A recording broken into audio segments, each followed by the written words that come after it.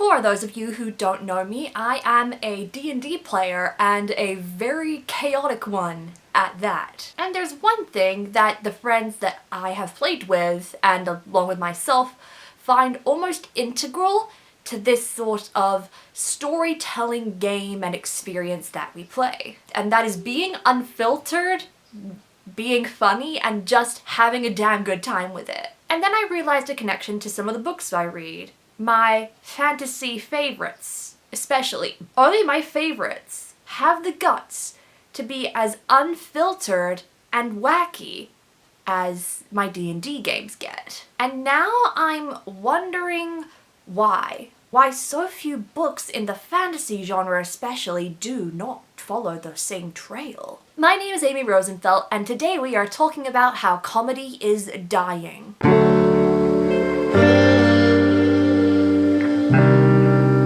Have you noticed how fantasy and action like to take themselves seriously?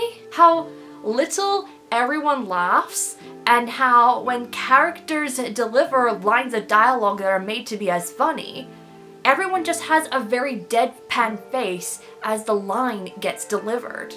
Nobody laughs, nobody smiles, they just think of it as weird and shrug it off. What the fuck is up with that? I'm not entirely sure why this trope, if you can even call that, is a thing.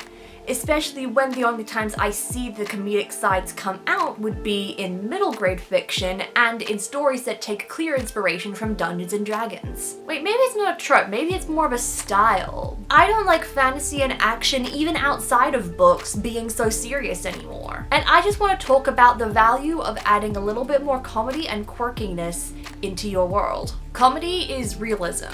For me, I just find that having something comedic in your stories just makes it seem more realistic. Call me a pretentious punster, but it's in my blood. I just have a very natural inclination to be funny, and humorous memes are the means that I do to get to warm up to people and get them to know me a little bit. Just ask the various casts I've been in productions of. One of them I literally posted a pun backstage for every show day. Furthermore, I don't think I've met anybody who does not have a sense of humor or doesn't sometimes giggle or just, struggle to not laugh. Comedy is just a natural part of the human experience.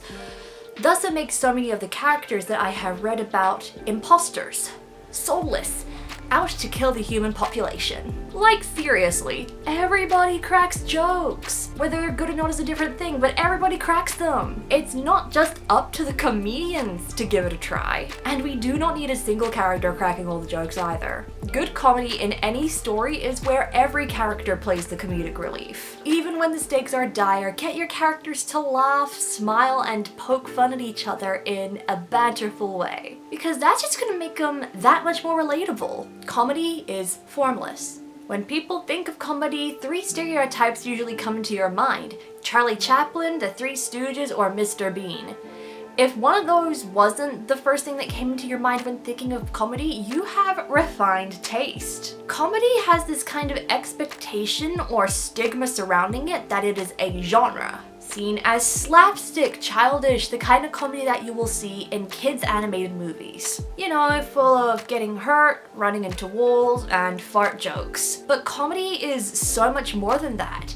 And because of the opinions of comedy being this sort of slapstick, a lot of authors appear to be afraid of it, as they think their work is going to be looked down upon and compared to Scooby-Doo. That is frankly far from the case. This is because there is more to laugh at than a fart. Comedy happens when something unexpected comes around within the context of a given moment. Comedy will look different between different comedians, and that's just the beauty of it. You can make a laugh out of anything and make a laugh out of any story. Comedy can be serious. Leading off of that, comedy is considered the antithesis of not being taken seriously. And so any chance of having any emotional beats within your story just flat out disappears. Not if you do it right. I have mentioned D&D as like the prime example of how comedy and storytelling work so well, but there's one example I haven't mentioned: Percy Jackson. It's got the humorous parts that show you how wacky monsters living in New York City that are inspired by Greek mythology are,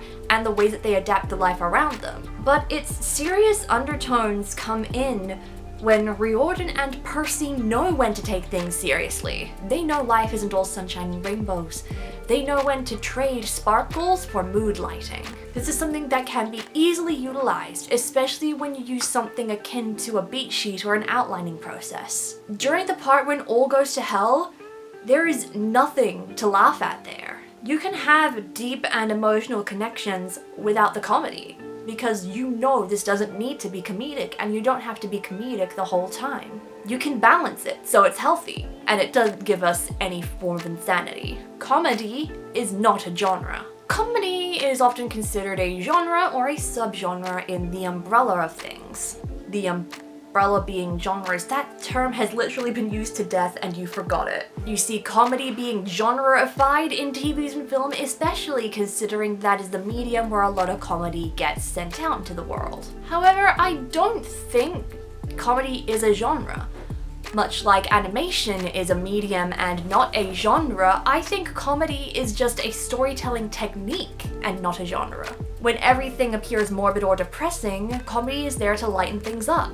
Because that is how laughter works. You laugh when you get an overwhelming sense of happiness or joy. A series of unfortunate events does this in quite obvious ways. Yes, the stuff that happens to the Baudelaire children is sad, but some of the comedic tools that Lemony Snicket uses as an unreliable narrator makes things less sad. You need comedy to give your audience something to be excited about when it looks bleak. It is a tool, not a genre. One of the many tools that you can use to your advantage, because a lifetime of sadness is not good enough for a book and it can turn people away. Comedy strengthens tragedy. What makes both the D&D games that I watch and the ones that I play in so inexplicably amazing to connect with is the use of comedy against tragedy. Every character has a chance to be funny, to be serious, and to cry. Where even the edgelord smiles, laughs, and cracks jokes. And the comic relief can have an existential crisis that is very serious and demanding. Because this shows so much depth to a person. A good rule within storytelling is that your characters, especially your main character, should experience their highest high as well as their lowest low within the course of their story. And then of course everything in between, which humor can be a part of. Humor can get them out of their slumps if done right, because with comedy, it shows how high a particular high can be and how low a particular low can be across this great big emotional spectrum. It is incredibly powerful how much comedy can do, and incredibly disappointing that not enough people realize it. It's such a passive power that people don't see it.